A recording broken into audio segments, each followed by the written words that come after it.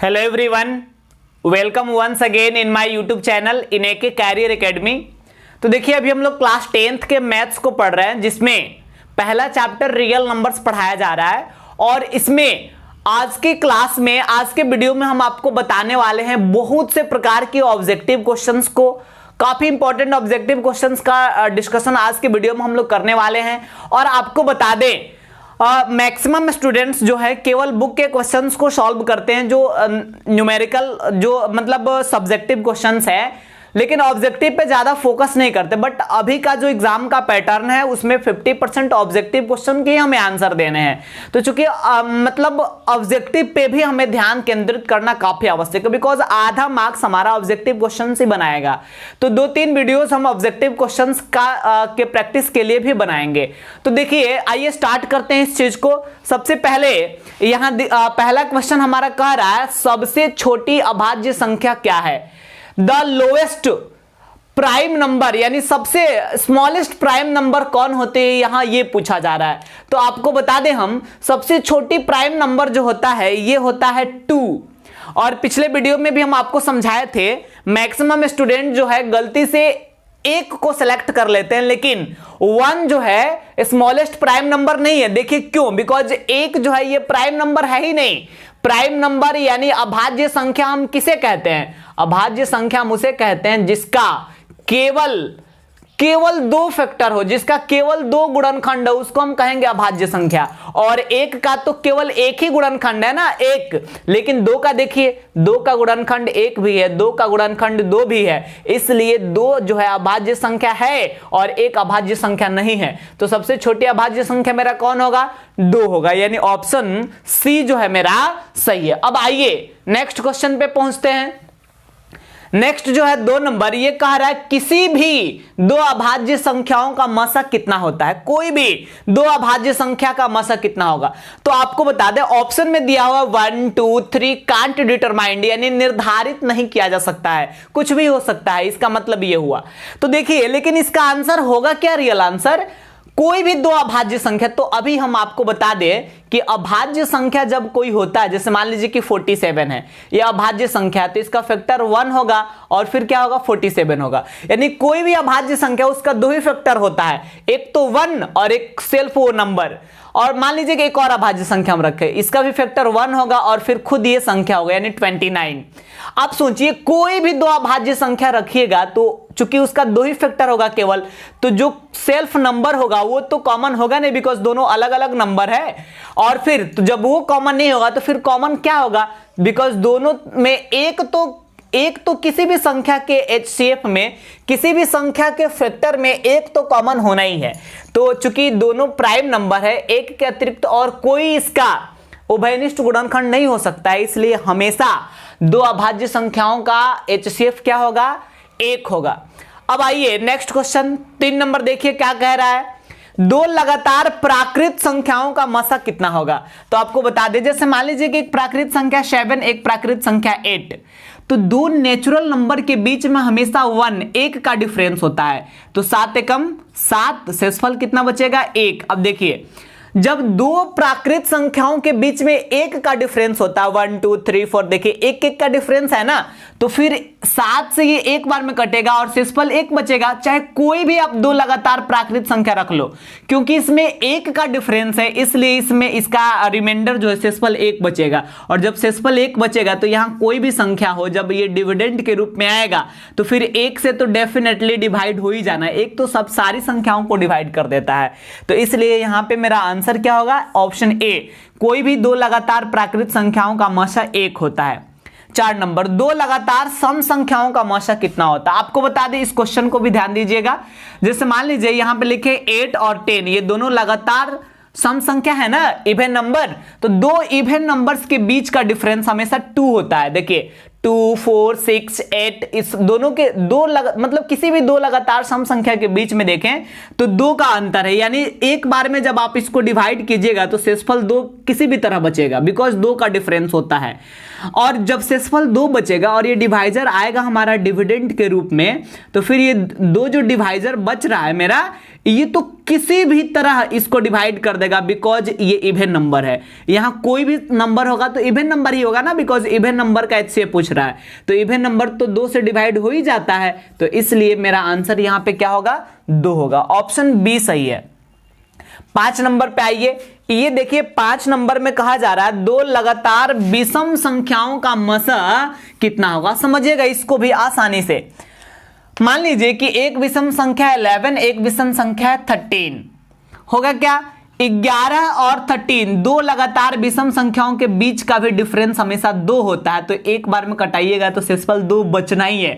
और जब शेषफल 2 बचेगा तो चूंकि यहाँ पे विषम संख्या होगा तो ये तो 2 से कटेगा नहीं, और 2 से किसी भी विषम संख्या में जब आप डिवाइड करोगे ना तो शेषफल 1 बचेगा डेफिनेटली, और 1 से ये 2 जो है यहाँ पे लाइएगा तो 1 से तो 2 कट ही जाएगा, यानी लास्ट डिवाइजर 1 हो रहा है, तो इसलिए हमारा आंसर यहाँ पे क्या होगा, 1। तो किसी भी 2 लगातार विषम संख्या का जब आप HCF निकालोगे तो आपका आंसर क्या आएगा, 1 आएगा। तो ये HCF से संबंधित सामान्यता क्वेश्चन था। अब आइए कुछ और अलग टाइप के क्वेश्चंस को समझते हैं। तो देखिए नेक्स्ट क्वेश्चन है 6 नंबर हमारा, कह रहा है यदि 2 संख्याएं A तथा B है तो उन दोनों संख्याओं तथा उसके HCF या LCM में सही संबंध क्या है।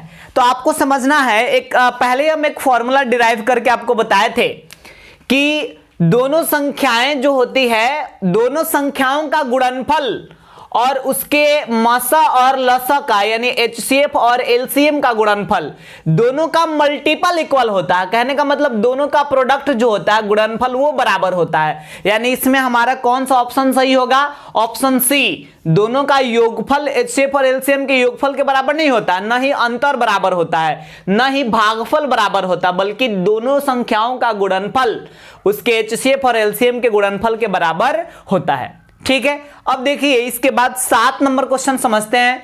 कह रहा है यदि 2 संख्याओं का मसा और लसा क्रमशः 7 और 280 है, यानी 2 संख्याएं हैं जिसका मसा और लसा दोनों दिया हुआ है। कहने का मतलब यह है, मसा का मतलब होगा HCF दिया है 7 और LCM मतलब लसा ये दिया है 280, और फिर 2 संख्याओं में पहली संख्या दे दिया 56 और क्वेश्चन में कह रहा है सेकंड नंबर क्या है आपको फाइंड करना है, दूसरी संख्या ज्ञात करना। तो देखिए कितना आसान है ये, ठीक वही फॉर्मूला यूज करेंगे। दोनों संख्याओं का गुणनफल इक्वल टू होता है HCF गुने LCM। तो पहली संख्या तो 56 दिया हुआ है, दूसरी संख्या हमें नहीं पता है, दूसरी संख्या को B ही रहने दीजिए, और HCF कितना है 7, LCM कितना है 280, तो B इक्वल टू हो जाएगा 7 इंटू 280, और ये 56 इंटू कर रहा है, इधर आएगा तो डिवाइड करेगा, तो 7 से इसको डिवाइड कीजिए 8 आएगा, और 8 से इसको डिवाइड कीजिए तो 8 3 24, 4 पर 0 तो 8 बचे 40, यानी B इक्वल टू हो गया 35। आंसर कितना हुआ 35। तो दूसरी संख्या जो है मेरा 35 होगा। और आप खुद से देख लीजिए कि ये जो क्वेश्चन है 7 नंबर, इसमें ऑप्शन ए जो है मेरा क्या है 35, तो 7 का ए सही होगा। अब आइए 8 नंबर क्वेश्चन को भी हम समझा देते हैं आपको, और ठीक ऐसे ही बनाना है 8 नंबर क्वेश्चन को भी। देखिए काफी आसान है। सबसे पहली चीज कि इसमें दिया क्या क्या गया है, तो लिखा गया है कि यदि LCM 96 तथा 404, ये दोनों का LCM कितना दिया है 9696, तो इसका HCF ज्ञात करें। कहने का मतलब यह है कि एक संख्या है 96 और एक संख्या है 404, और इसका LCM दिया हुआ है 96 और आपको इसका HCF फाइंड करना है। ठीक वैसे ही उसी फॉर्मूला पे आप बना सकते हैं, लिखेंगे HCF गुने LCM बराबर A इंटू बी। आप इसको इस साइड इसको इस साइड लिख सकते हो, उससे कोई प्रॉब्लम नहीं है। तो फिर HCF हमें फाइंड करना है, LCM है 96, A है 96 और B है 404। तो फिर हो जाएगा HCF इज इक्वल टू 96 गुने 404 और ये 96 गुणा में है, इधर आएगा तो क्या होगा, भाग में होगा। अब देखिए इसको कितना आसानी से हम मतलब डिवाइड करते हैं। 96 से ये कट जाएगा ना, 96 एकम 96, ऊपर से 9 उतरेगा तो 9 तो कटेगा नहीं, फिर 6 भी उतारना पड़ेगा, और जब 2 अंक लगातार आप उतार दिए तो यहाँ 0 देना पड़ता है, और फिर 96 कम 96, तो 101 से 404 4 बार में कट जाएगा, यानी HCF इक्वल टू मेरा आंसर क्या होगा, 4 होगा। आया समझ में? तो देखिए 4 किस ऑप्शन में दिया हुआ है, ऑप्शन बी में, यानी इसका ऑप्शन बी सही है। तो देखिए हम लोग दो संख्याओं के गुणनफल और HCF और LCM के गुणनफल जो बराबर होता है, इस पे बेस्ड करके भी कुछ क्वेश्चंस बना लिए। अब आइए कुछ और टाइप के क्वेश्चंस को देखते हैं। अब देखिए नेक्स्ट क्वेश्चन हमारा 9 नंबर, 1440 में 2 का अधिकतम घात कितना है, यानी 1440 में 2 का मैक्सिमम पावर कितना है, यह हमें फाइंड करना है। तो हम क्या करेंगे, पहले 1440 का गुणनखंड निकालेंगे, यानी इसका फैक्टर करेंगे।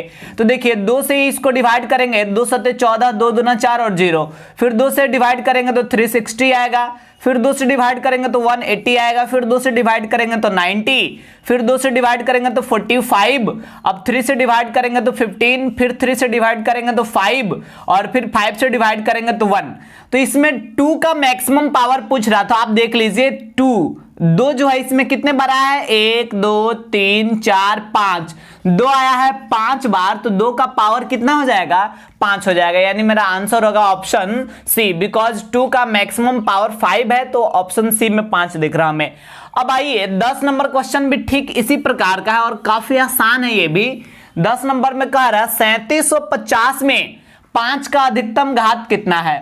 तो 3750 का हम फैक्टर कर लेंगे, 2 से डिवाइड करेंगे तो हो जाएगा हमारा कितना, 2 एकम 2, 2 अट्ठे 16, 2 सत्ते 14 और 2 पचे 10, और फिर इसके बाद इसको डिवाइड करेंगे 3 से, तो 3 छक्के 18 और फिर 25, और यहां देखा जाए तो अब 5 से कटेगा 125 आएगा, फिर 5 से कटाएंगे तो आएगा 25, फिर 5 से 5 आएगा, और फिर 5 से कटाएंगे तो 1 आएगा। यहाँ 5 का मैक्सिमम पावर पूछ रहा था, तो देखिए 1 2 3 4 बार आया ना 5, यानी मेरा आंसर क्या हो जाएगा, आंसर हो जाएगा 4, जो ऑप्शन बी में हमें दिख रहा है। अब देखिए इसके बाद जो 11 नंबर क्वेश्चन है, यहां थोड़ा सा है इसी टाइप का, लेकिन थोड़ा अलग तरीका है उसको पूछने का। क्वेश्चन में दिया हुआ है, देखिएगा 6370 इक्वल टू 2 के पावर m, 5 के पावर n, 7 के पावर k और 13 के पावर p है। तो m plus n plus k plus p का मान ज्ञात करें। तो देखिए आप एकदम पहले आसानी से 6370 का फैक्टर कर लीजिए। तो 2 से पहले डिवाइड कीजिए, तो 2 दूना 4, सॉरी 2 3 6, 2 एकम 2, 2 अट्ठे 16 और 2 पचे 10। अब इसके बाद आपको क्या करना है कि ये देखिए 3 से डिवाइड होगा नहीं, 5 से डिवाइड होगा, तो 5 छक्के 30, 5 छक्के 30 और 1 पर 8, तो 5 से 15 और 5 सत्ते 35। अब 7 से डिवाइड कीजिएगा, 7 9 63, 7 एकम 7, फिर 7 से डिवाइड कीजिएगा तो 13 आएगा, और फिर 13 से डिवाइड कीजिएगा तो 1 आएगा, यानी 6370 इक्वल टू कितना हो गया, 2। 2 कितने बार आया है, 1 बार, 2 के पावर 1। 5 कितने बार आया है, 1 बार, तो 5 के पावर 1। 7 आया है 2 बार, तो 7 के पावर 2, और 13 आया है 1 बार, तो 13 के पावर 1। ये हमारा आंसर हुआ। लेकिन क्वेश्चन में देखिए आप क्या लिखा हुआ है, 6370 इज इक्वल टू, क्वेश्चन में लिखा है क्या, 2 के पावर m, 2 के पावर m इंटू 5 के पावर n इंटू 7 के पावर k इंटू 13 के पावर p, ऐसा क्वेश्चन में लिखा हुआ है। तो आप क्वेश्चन के अकॉर्डिंग और अपने आंसर के अकॉर्डिंग सोचिए। m के जगह पे हमारा क्या आ गया, 1 आ गया, यानी m is equal to 1। n के जगह पे भी 1 आया है, यानी n इज इक्वल टू 1। फिर यहाँ k के जगह पे 2 आया है, यानी k is equal to 2। p के जगह पे 1 आया, यानी p इज इक्वल टू 1। लेकिन हमें फाइंड करना है वैल्यू किसका, m कह रहा क्वेश्चन में m plus n plus k plus p, m plus n plus k plus p का वैल्यू ज्ञात करें। तो m कितना हमारा 1 है, n कितना हमारा 1 है, k कितना है 2 है, और p कितना है 1 है। तो ये 1 1 2 2 4 और 1 5, यानी मेरा आंसर जो है हो जाएगा 5। तो 5 किस ऑप्शन में दिख रहा हमें, ऑप्शन बी में, तो ये ऑप्शन बी हमारा सही होगा। आया समझ में पूरी चीज। तो देखिए अभी कुछ और टाइप के क्वेश्चंस का भी हम प्रैक्टिस करना है, तो आइए उसको देखते हैं। तो देखिए नेक्स्ट क्वेश्चन है हमारा 12 नंबर, यदि परिमेय संख्या p/q में q के गुणनखंड में 2 और 5 के अतिरिक्त कोई अन्य संख्या भी शामिल हो तो उसका दशमलव प्रसार क्या होगा। तो आप याद कीजिए, आपको हम बताए थे कि जो परिमेय संख्या होता है, सबसे पहली चीज की है तो p/q के रूप का होता है, और इसमें जो डिनोमिनेटर होता है यानी हर होता है, और हर का जब हम फैक्टर निकालते हैं यानी हर का जब गुणनखंड निकालते हैं तो इसके गुणनखंड में अगर 2 और 5 का गुणक आता है तब तो ये शांत कहलाता है, लेकिन 2 और 5 के अतिरिक्त अगर और कोई भी संख्या अगर इसमें शामिल हो जाए, 2 और 5 को छोड़कर कोई दूसरा संख्या जब इसमें शामिल हो जाता है तो फिर ये क्या हो जाता है, इसका दशमलव प्रसार अशांत हो जाता है। तो यहां क्वेश्चन में वही पूछ रहा है कि 2 और 5 के अतिरिक्त अगर कोई और संख्या शामिल हो तो फिर इसका दशमलव प्रसार क्या हो जाएगा, इसका दशमलव प्रसार जो है अशांत हो जाएगा, यानी ऑप्शन मेरा बी सही है यहां पे। अब देखिए इसके बाद जो 13 नंबर क्वेश्चन है इसको समझिए। 13 नंबर में कह रहा है 17/343, इसका दशमलव प्रसार कैसा है। तो आप समझिए इसको बढ़िया से, यहाँ जो मतलब डिनोमिनेटर में होता है हर में यानी q के स्थान पे उसका फैक्टर करते हैं, तो इस 7 से डिविजिबल है 49 आएगा, फिर 7 से इसको डिवाइड करेंगे तो 7 आएगा, और फिर 7 से डिवाइड करने पर 1 आएगा, यानी हो गया 343 इज इक्वल टू 7 ही केवल आया है ना। तो चूंकि अगर 2 और 5 आएगा इसके फैक्टर में तभी वो शांत होगा, और 2 और 5 के अतिरिक्त अगर कोई भी संख्या आ रहा है तो उसको क्या कर देगा, अशांत कर देगा। और अशांत में भी अशांत आवर्ती होगा, बिकॉज अशांत अनावर्ती तो अपरिमेय संख्या होता है और ये तो परिमेय संख्या है ना, तो इसलिए अशांत आवर्ती याद रखना, अशांत अनावर्ती दशमलव प्रसार किसी भी परिमेय संख्या का नहीं हो सकता है। अब देखिए इसके बाद नेक्स्ट क्वेश्चन हमारा 14 नंबर जो क्वेश्चन है इसको समझिए, थोड़ा सा कंफ्यूजन हो सकता है इस क्वेश्चन में। तो यहां पे दिया गया है निम्नलिखित में किसका दशमलव निरूपण शांत है, 4 ऑप्शन दिया गया है, इसमें से किसका दशमलव निरूपण शांत है ये हमको चेक करना है। तो देखिए सबसे पहले ऑप्शन ए जो है हमारा क्या है 13/80, इसको चेक कीजिए आप। तो 80 का सब आप फैक्टर कर लेंगे तो 2 से ये 40 आएगा, 2 से डिवाइड करेंगे तो 20, फिर 2 से डिवाइड करेंगे 10, फिर 2 से डिवाइड करेंगे 5, और फिर 5 से डिवाइड करेंगे तो 1। देखिए केवल 2 और 5 ही आया ना इसके मतलब फैक्टर में, तो 2 और 5 के मल्टीपल्स है, इसलिए ये क्या होगा, शांत होगा। चलिए ये तो शांत है, बाकी सब भी चेक कर लेते हैं। तो ऑप्शन बी जो हमारा 21/150 है, तो यहां पे 150 का जब आप फैक्टर करेंगे तो देखिए क्या होगा, 2 से आएगा 75, फिर 3 से आएगा 25, फिर 5 से आएगा 5, और फिर 5 से आएगा 1। तो इसमें 5 और 2 तक तो ठीक था, लेकिन 3 भी आ गया, और जैसे इसमें 3 शामिल हुआ इसको क्या कर देगा, अशांत कर देगा। जी आपको तो लग रहा है कि इसको अशांत कर देगा, लेकिन यहां पे एक थोड़ा सा कॉन्सेप्ट है जो आपको ध्यान में रखना है, नहीं तो ये कंफ्यूजन हो जाएगा। ये भी शांत है, लेकिन देखिए कैसे, ये 21/150 से पहले आपको यहीं पे चेक कर लेना है कि डिविजिबल है कि नहीं। तो देखिए यहीं पे ये 3 से दोनों डिवाइड हो जाएगा, 3 से ये 7 बार में, और 3 से इसको अगर हम डिवाइड करेंगे तो फिर हमारा आएगा 50। अब 50 का जब आप मल्टीपल निकालोगे तब देखिए क्या होगा, 50 का आप जब मल्टीपल निकालोगे तो 2 से 25 बार में, और 5 से 5 बार में, और 5 से 1 बार में। तो देखिए केवल 2 और 5 ही आया ना, इसका मतलब ये भी शांत होगा, ये भी शांत होगा। इसको भी चेक करेंगे, पहले कटा कर ही देख लीजिए, 7 से 4 आएगा और 7 से इसको कटाएंगे तो 20, 140 होता है। तो 4/20 हुआ ना, 20 का जब आप फैक्टर करोगे नीचे वाले का तो 2 से ये कटेगा 10 बार में, 2 से 5 बार में, और 5 से 1 बार में। केवल 2 और 5 आया, इसलिए इसका भी दशमलव निरूपण क्या है, शांत है। तो हमारा आंसर होगा इनमें से सभी, बिकॉज ये तीनों का दशमलव निरूपण यहां पे क्या हो रहा है, शांत हो रहा है। तो ऑप्शन डी मेरा जो है सही होगा। आया समझ में। अब आइए नेक्स्ट क्वेश्चन पे आते हैं। यहां कह रहा है 15 नंबर में 23/1250 का दशमलव प्रसार दशमलव के कितने अंकों के बाद शांत हो जाएगा। देखिए क्वेश्चन है काफी आसान, लेकिन थोड़ा सा समझने वाला है, समझिएगा ध्यान से। 23/1250 1250 है और क्वेश्चन में कह रहा है कि ये दशमलव के कितने अंकों के बाद शांत हो जाएगा। मतलब समझिए, जैसे मान लीजिए यहां पे है आपका 15 और इसमें डिवाइड करना 4 से, तो आप भाग जब देंगे 4 से 15 में तो 4 3 12, कितना बचेगा शेषफल 3, यहां पॉइंट दीजिएगा 0 आएगा, 4 सत्ते 28, अब बचेगा 2, फिर 0, तो 4 पचे 20, यानी पॉइंट के बाद दशमलव के बाद 2 अंकों के बाद कट गया ना, तो इसका मतलब इसका अगर ये क्वेश्चन रहता तो इसका आंसर होता 2। दशमलव के कितने अंकों के बाद शांत हो जाएगा, तो देखिए दशमलव के बाद 2 अंक आया और फिर ये शांत हो गया, पूरा डिविजिबल हो गया।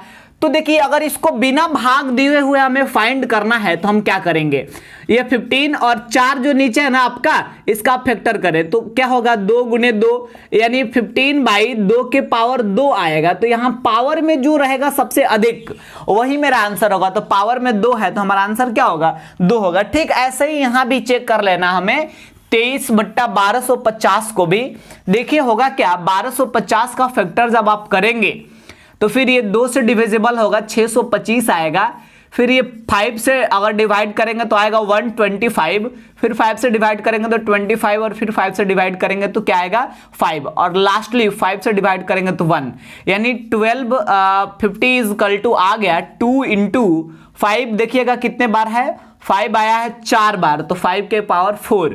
तो यहां देखिए मैक्सिमम पावर मेरा क्या है, मैक्सिमम पावर है 4, इसलिए मेरा आंसर क्या होगा, मेरा आंसर यहां पे होगा ऑप्शन सी, यानी 4 जो है ऑप्शन ये सही है। चलिए आपको दिखा देते हैं हम चेक करके भी कि इसका दशमलव प्रसार कितना हो रहा है, कैसे 4 होगा। तो देखिए यहां पे जब हम 1250 का फैक्टर किए तो आया था 2 के पावर 1 इंटू 5 के पावर 4। और देखिए यहां पे हमें करना क्या होता है दशमलव प्रसार निकालने के लिए कि 5 के पावर 4 है तो 2 के पावर भी 4 बनाना पड़ेगा, तो इसके लिए 2 के पावर 3 से इंटू कर दीजिए, 2 के पावर 1 2 के पावर 3 2 के पावर भी 4 हो जाएगा। तो केवल नीचे ही गुना नहीं कीजिएगा, ऊपर भी गुना करना पड़ेगा, तो 23 इंटू 2 के पावर 2 का क्यूब है यानी 8 हो जाएगा, और ये 2 के पावर 1 2 के पावर 3 2 के पावर 4 हो गया, और इंटू 5 के पावर 4 ऑलरेडी यहाँ पड़ा हुआ है। अब देखिए 8 3 24 के 4 हासिल 2, 8 2 16 और 2 18। अब ये 2 के पावर 4 इंटू 5 के पावर 4 तो हो गया 10 के पावर 4, तो फिर हो जाएगा 184/1 और 1 पर 4 जीरो आ जाएगा। तो देखिए 184 है ना, यहाँ पे 4 जीरो है तो इधर से 1 2 3 4 अंक के बाद दशमलव बैठाइएगा आप। तो देखिए क्या हुआ, पॉइंट के बाद 4 अंक आए और 4 अंकों के बाद कट गए, यानी मेरा आंसर जो है यहाँ पे क्या होगा सी होगा। तो आपको डेसिमल दशमलव प्रसार निकालने की जरूरत नहीं है, आप डायरेक्टली केवल फैक्टर निकालिए, मैक्सिमम जो पावर हो रहा है वही मेरा आंसर हो जाएगा, आप ऐसे डिटरमाइन कर लीजिएगा। ठीक है, तो आज हम लोग इतना ही रहने देंगे और अगले वीडियो में इसी चैप्टर का कुछ और प्रकार के बहुत से प्रकार के ऑब्जेक्टिव क्वेश्चंस का हम लोग प्रैक्टिस करेंगे, बिकॉज ऑब्जेक्टिव को अधिक इंपॉर्टेंस हम लोग को देना है, तो ऑब्जेक्टिव के कुछ और टाइप के क्वेश्चंस का हम लोग प्रैक्टिस करेंगे।